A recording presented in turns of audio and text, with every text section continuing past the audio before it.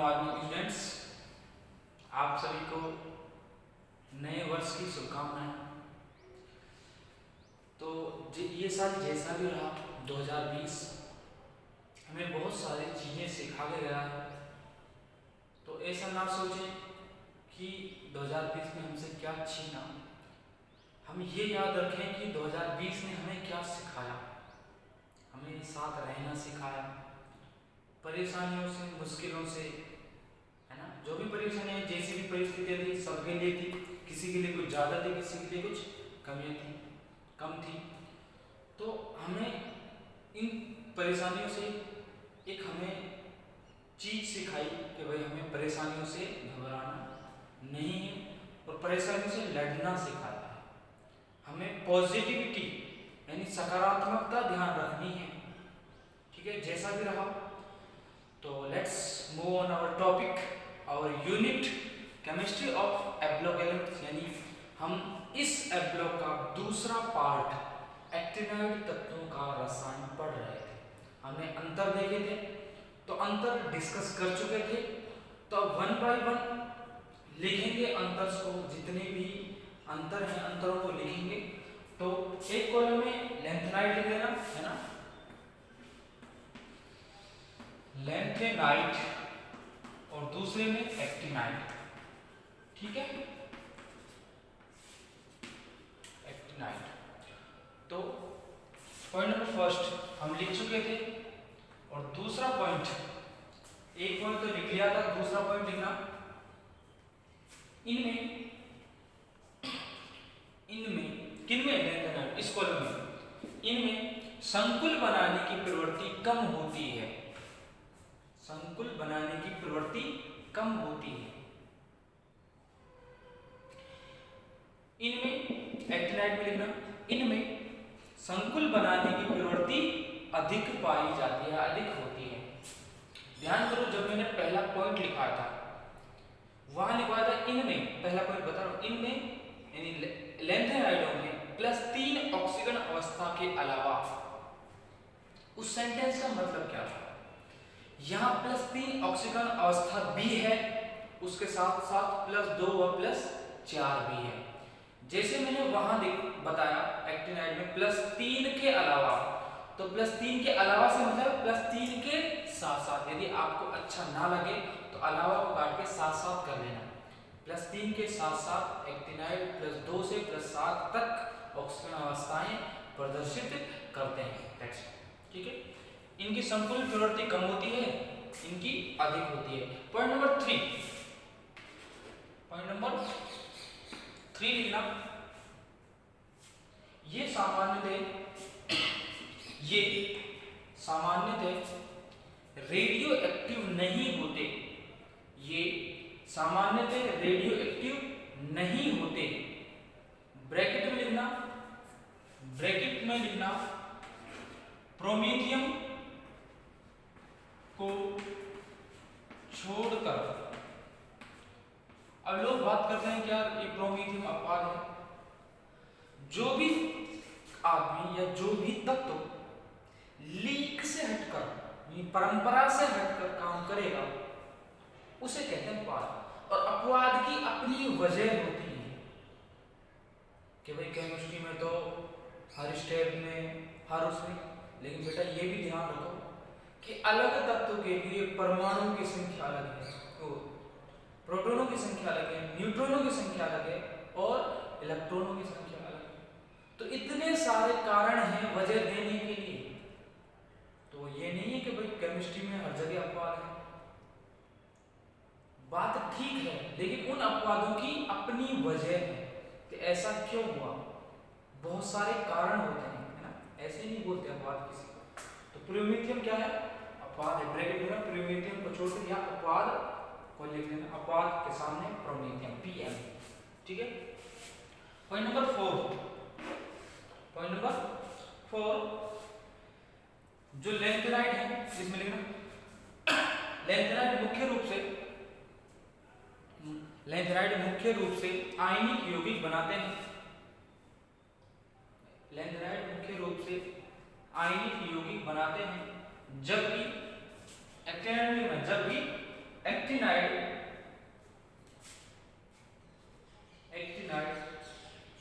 आयनिक व सहसंयोजक, जबकि एक्टिनाइड आयनिक व सहसंयोजक दोनों प्रकार के यौगिकों का निर्माण करते हैं। आयनिक व सहसंयोजक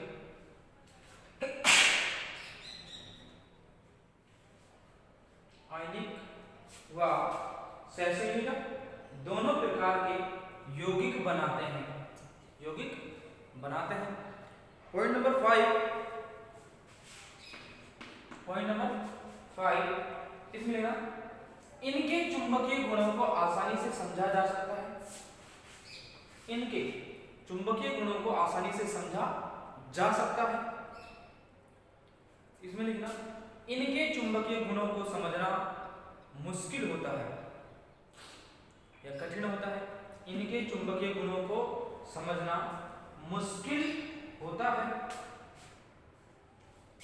पॉइंट नंबर 6, इनके त्रिधनात्मक एवं चतुर्धनात्मक आयन कम रंगीन होते हैं। क्या होते हैं? कम रंगीन होते हैं। इनके त्रिधनात्मक एवं चतुर्धनात्मक आयन कम रंगीन होते हैं। इसमें लिखना, इनके त्रिधनात्मक एवं चतुर्धनात्मक आयन अधिक रंगीन होते हैं। अधिक रंगीन होते हैं यानी इंटेंस होते हैं। और ये लाइट, इनका कलर लाइट होता है। जैसे आप देखो, ये हमेशा की बात नहीं कह रहा हूं, लेकिन एक स्टेटमेंट है, मैंने इसलिए नहीं कही। इनके त्रिधनात्मक चतुर्धनात्मक आयन हमेशा रंगीन, ये नहीं लिखवाया मैंने, रंगीन होते सामान्यतः की बात है ये, ठीक है। इनके लिखना अधिक रंगीन होते हैं, इनके आयन अधिक रंगीन होते हैं, ठीक है। पॉइंट नंबर 7,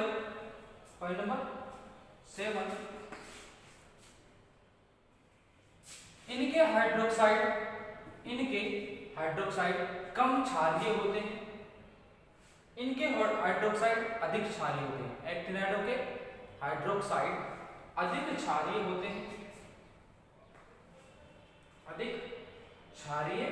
होते हैं, पॉइंट नंबर 8, प्रारंभिक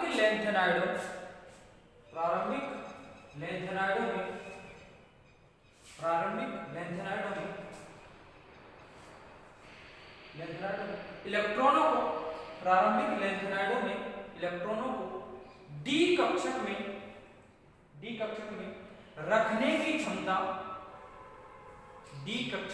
रखने की क्षमता कम होती है।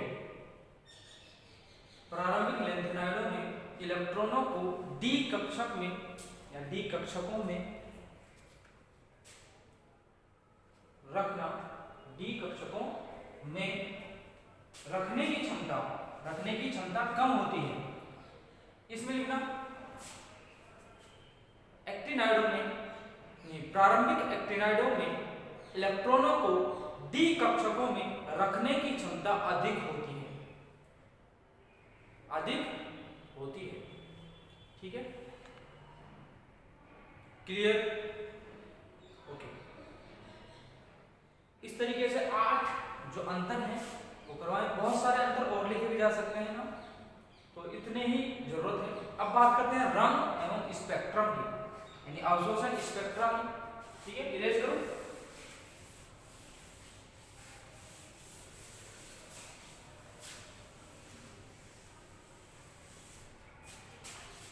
हेडिंग डालना, रंग एवं स्पेक्ट्रम, या ऐसे भी लिख सकते हैं रंग एवं अवशोषण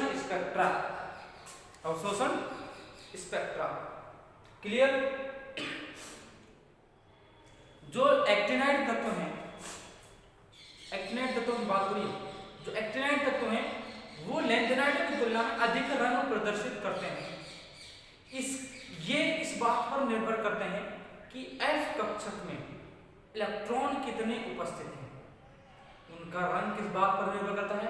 F कक्षक में उपस्थित इलेक्ट्रॉनों की संख्या पर। जो अयुग्मित इलेक्ट्रॉन हैं वो निम्न ऊर्जा स्तरों से उच्च ऊर्जा स्तरों में, कैसे? निम्न ऊर्जा स्तर वाले 5f कक्षकों से उच्च ऊर्जा वाले 5f कक्षकों, ये क्या है? निम्न ऊर्जा वाले, ये क्या है? उच्च ऊर्जा वाले। अब ध्यान करो, dd संक्रमण भी होता था। इसी तरीके से मैंने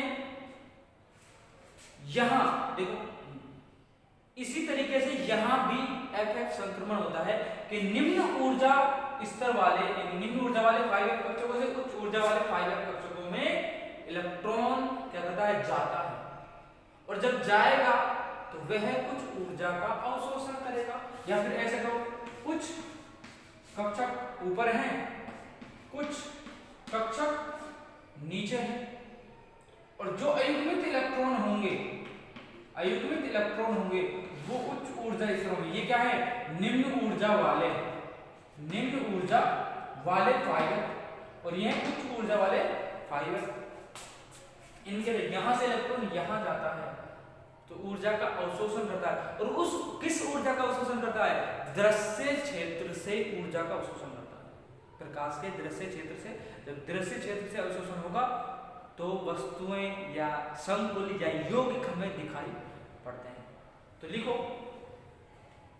वजह क्या है? ff संक्रमण। ये क्या है? ff, dd संक्रमण पढ़ा था हमने, ऐसे ही ff संक्रमण। ठीक है, तो लिखो, एक्टिनाइडों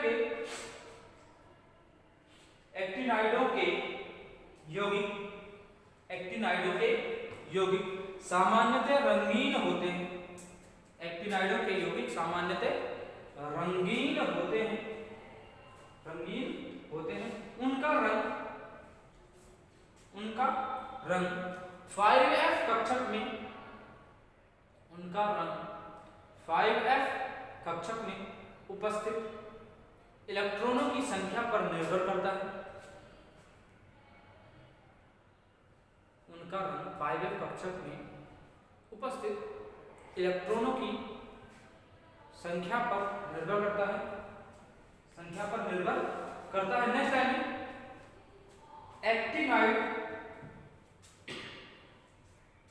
एक्टिनाइड आयनों के रंग का कारण, एक्टिनाइड आयनों के रंग का कारण अयुग्मित इलेक्ट्रॉनों के, एक्टिनाइड आयनों के रंग का कारण अयुग्मित इलेक्ट्रॉनों के निम्न ऊर्जा वाले, अयुग्मित इलेक्ट्रॉनों की निम्न ऊर्जा वाले 5f कक्षकों से इलेक्ट्रॉनों के निम्न ऊर्जा वाले 5f कक्षकों से उच्च ऊर्जा वाले 5f कक्षकों में जाना है। तो इस जाने को क्या कहते हैं? संक्रमण। 5f कक्षकों में जाना है और इसे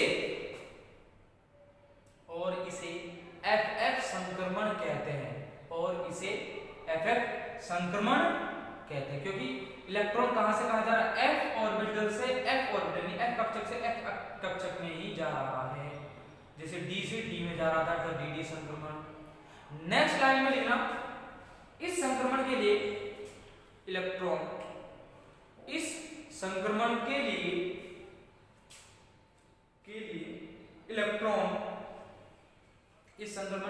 इलेक्ट्रॉन प्रकाश के दृश्य भाग से, इस संक्रमण के लिए इलेक्ट्रॉन प्रकाश के दृश्य भाग से ऊर्जा का अवशोषण करता है। क्लियर? ऊर्जा का अवशोषण करता है। नेक्स्ट लाइन में F0, जो कुछ विन्यास है, जो भी आयन इन विन्यासों को रखेगा उनका रंग है रंगहीन होगा, यानी रंग होगा ही नहीं। F7 एंड F14 कौन कौन से रंग है? F0, F7 and F14। जिन भी आयनों का विन्यास ऐसा होगा वो रंग प्रदर्शित नहीं करेंगे। तो देखो F0, F7 तथा F14 विन्यास वाले आयनों में, F14 विन्यास वाले आयनों में FF संक्रमण की संभावना, FF संक्रमण की संभावना नहीं होने के कारण, FF संक्रमण की संभावना नहीं होने के कारण इस विन्यास वाले आयन रंगहीन होते हैं। कैसे होते हैं? रंगहीन, यानी रंग नहीं होता, कलरलेस, रंगहीन होते हैं। ठीक है। नेक्स्ट जो हेडिंग डालोगे वो डालोगे अति भारी तत्व। क्या डालोगे? अति भारी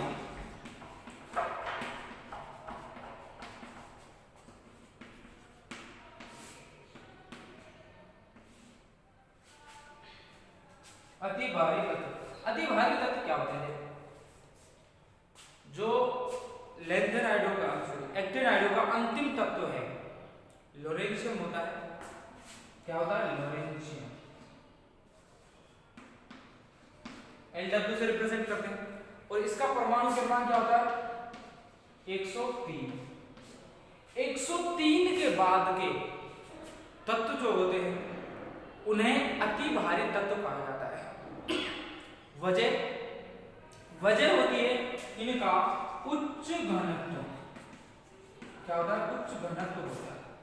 इवन अब तो ऐसा है कि 100 के बाद जो भी तत्व है, देखा, 100 के बाद जो भी तत्व है उन्हें भी अति भारी तत्व कहा जाता है। तो डेफिनेशन में लोरेंशियम से ही लिखूंगा, है ना। तो अति भारी तत्व 100 के बाद से शुरू होते हैं। इनका अध्ययन आसान नहीं होता। वजह क्या होती है अध्ययन आसान नहीं होने की? इनकी स्टेबिलिटी यानी स्थायित्व बहुत कम होता है, यानी ये स्थायी होते हैं, अत्यंत क्या होते हैं? स्थायी होते हैं, इसलिए इनका अध्ययन भी कठिन होता है। ठीक है। तो IUPAC ने इनका नामकरण किया, नामकरण के बारे में जानकारी प्राप्त करेंगे। उससे पहले थोड़ा सा लिखते हैं अति भारी तत्वों के बारे में। इन्हें गुरु तत्व भी कहते हैं। गुरु तत्व, गुरु से मतलब बड़ा सा होता है ना। और देखो इन्हें कहते हैं super heavy element. Super heavy element. ठीक है। तो लिखना लोरेंशियम 103 के बाद, लोरेंशियम पूरा लिखना, लोरेंशियम, है ना। लोरेंशियम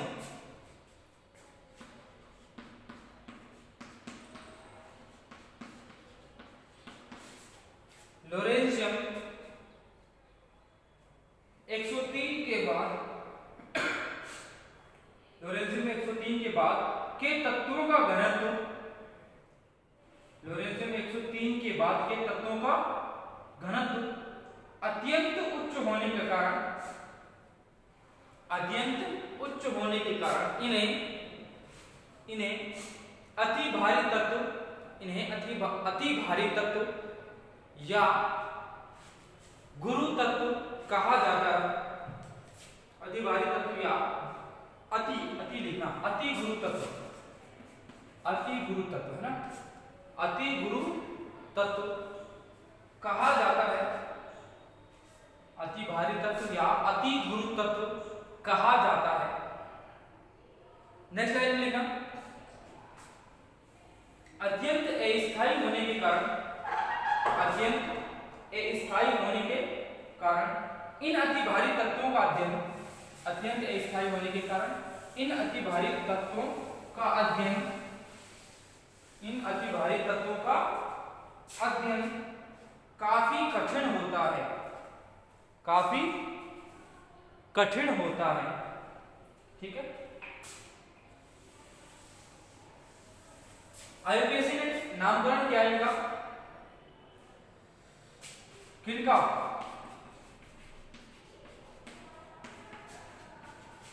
100 के बाद के तत्वों का। ठीक है। 100 के बाद के तत्वों का आईयूपीएसी ने नामकरण किया और नामकरण के लिए कुछ नियम दिए। अब ध्यान से देखिए, यहां अंक ये क्या है, 100 है, ठीक है, संख्या है, इसमें अंक कितने हैं, अंक सिर्फ अंक पूछा है, 3 है, देखो 100 3 है, तो 100 के बाद जितनी भी संख्याएं होंगी, है ना, जितने जैसे 101, ठीक है, 1999 सॉरी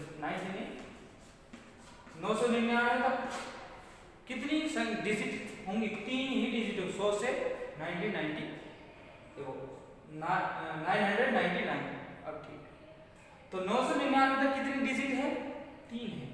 तो 3 डिजिटों के लिए, 3 अंकों के लिए उन्होंने कहा जितने अंक हैं, जितनी डिजिट है, उतने ही उसके संकेत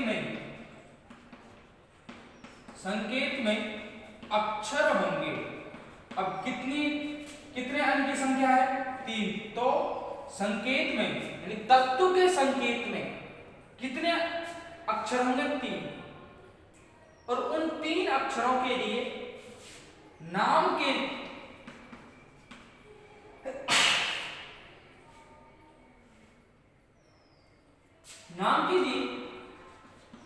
अब संकेत में 3 अक्षर हैं, तो नाम के लिए शब्द कितने होंगे, शब्द भी 3 होंगे। ध्यान से देखिए मैंने क्या कहा, अंक 3 है, 3 अंकों के लिए 3 ही शब्द और 3 शब्दों के लिए 3 ही अक्षर। संकेत के नाम के लिए 3 शब्द, 3 अंक और 3 ही संकेत में अक्षर यानी लेटर। अब अंक क्या है, यानी मूल, यानी प्रत्येक अंक के लिए एक मूल नाम होता है, एक विशिष्ट नाम होता है। तो एक ऐसी सारणी बनाएंगे, मैं बताऊंगा, जैसे अंक 0 1 2 3 4, ऐसे तो ये आएगा नहीं, 1 मिनट,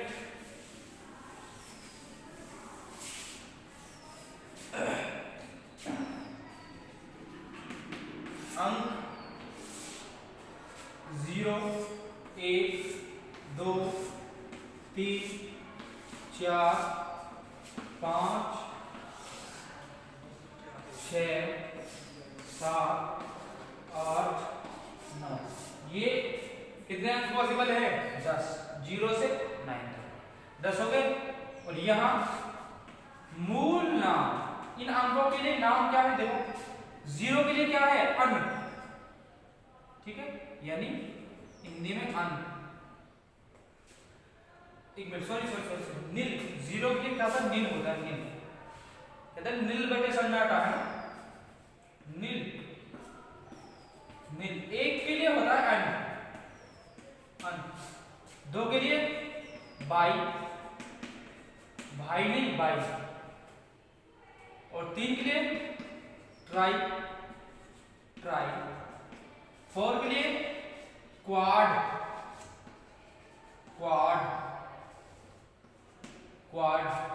5 के लिए पेंट वाला पेंट नहीं रे, पेंट, ठीक है, 6 के लिए हेक्स,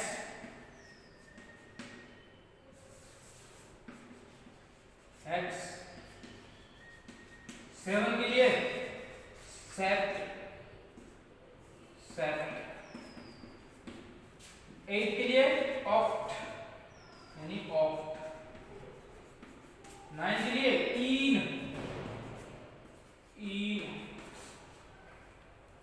ठीक है। अब नाम कैसे लिखना है, नाम कैसे लिखना, एक एग्जांपल लेते हैं नाम के लिए, देखो, ठीक है, जैसे मैंने लिया 103, अब नाम कैसे लिखना है 103 का, अब पहली डिजिट क्या है, 1, तो 1 के लिए अन, 0 के लिए नील,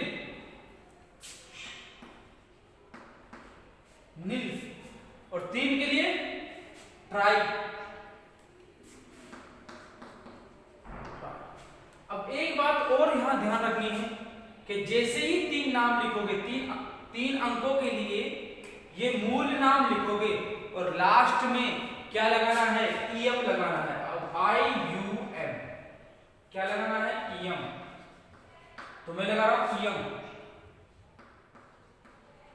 अब उसने ये और कहा, जैसे अंग्रेजी वर्णमाला में नाम को लिखने के लिए कुछ अक्षरों को हटाया, कुछ लेटर्स को हटाया जाता है। तो यह देखो ट्राई में आई 2 बार आ रहा है, तो एक आई को हटा दिया क्योंकि उससे भी ट्राई बन जाएगा। ऐसा नहीं है, देखो यहाँ 2 बार एन आ रहा है तो इसका मतलब ये नहीं एक एन हटा दें, नहीं। जहां नीड हो उसके बिना काम चल जाए वहां हटा देंगे। यहाँ तो अनिल ट्राई, क्लियर। और यहां डैश नहीं लगाना। संकेत क्या होगा, देखो यू, पहले अंक का यू, दूसरे अंक का क्या है, नील है, तो UN। और तीसरे अंक 3 के लिए क्या है, ट्राइयम, यानी UNT। इसका क्या होगा, उस तत्व का संकेत होगा। अब यहां एक बात ध्यान रखना, डैश मत लगाना नाम लिखते हो। डैश सिर्फ समझने के लिए लगाया है कि यह जो तत्व है इसका नाम किन किन से मिलकर बना है। सिर्फ यह स्पष्ट करने के लिए है कि यह नाम किन किन से मिलकर बना। वास्तव में नाम कैसे लिखोगे, ऐसे लिखोगे,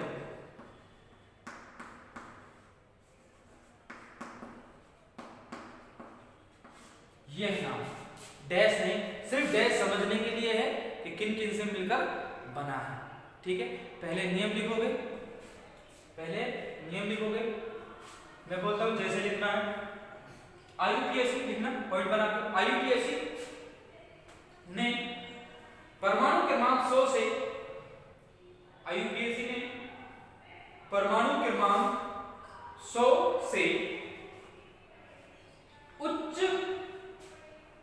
परमाणु क्रमांक 100 से उच्च परमाणु क्रमांक वाले तत्वों के लिए, परमाणु क्रमांक 100 से उच्च परमाणु क्रमांक वाले तत्वों के नामकरण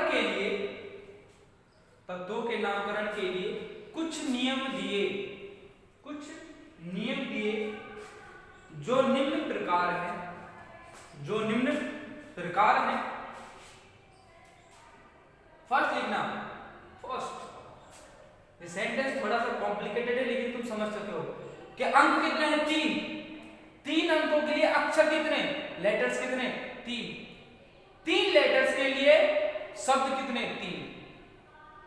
ठीक है, तो लिखना, पहला रूल नंबर फर्स्ट, परमाणु क्रमांक 3 अंकों में है। कितने अंकों में है, 3। परमाणु क्रमांक 3 अंकों में है।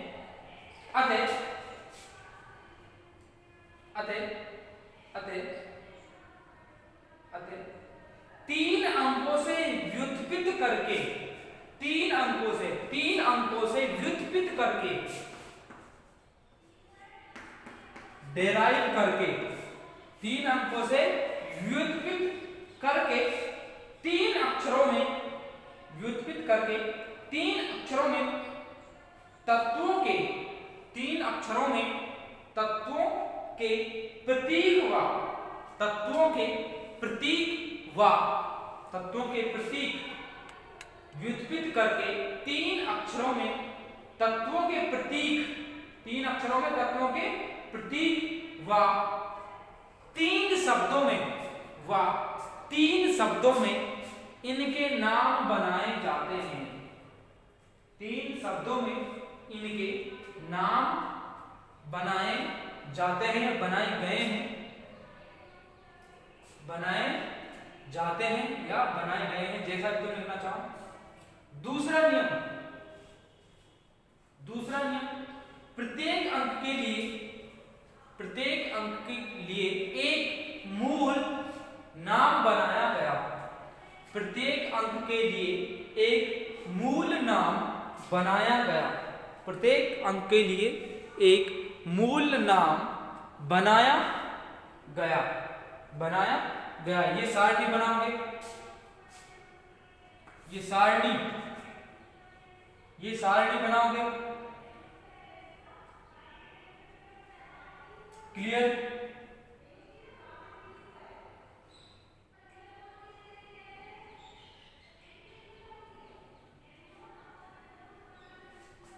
सारणी बनाओगे, अंक है 0 से 9 तक, यानी 10 अंक हो गए टोटल। 0 के लिए मिल, 1 के लिए अन, 2 के लिए बाई, 3 के लिए ट्राई, 4 के लिए क्वाड, 5 के लिए पेंट, 6 के लिए हेक्स, 7 के लिए सेक्ट, 8 के लिए ऑक्ट, 9 के लिए इन। तो 10 के लिए 2 डिजिट होगी, 1 एंड 0। तो मूल नाम क्या हुआ? अनिल। 10 के लिए 1 और 0 आ रहे हैं ना, 2 अंक हो गए, तो अनिल। 10 के लिए अनिल, ऐसे बनाओगे, ठीक है?